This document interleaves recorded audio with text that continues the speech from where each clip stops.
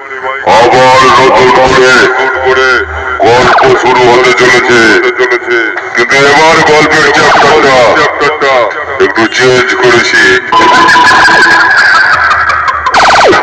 কিছু জিনিস আমি পরিবর্তন করেছি, যেটা দেখলে তোদের মতো কিছু মাইক পালার কিছু জিনিস শুকিয়ে কিসমিস হয়ে যাবে।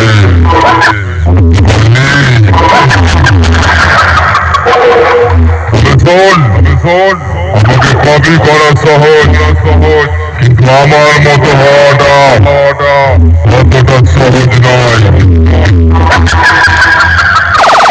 সমস্যা নেই, যারা পিছনে বদনাম করে তারা সামনে এলে প্রচুর সম্মানও করে।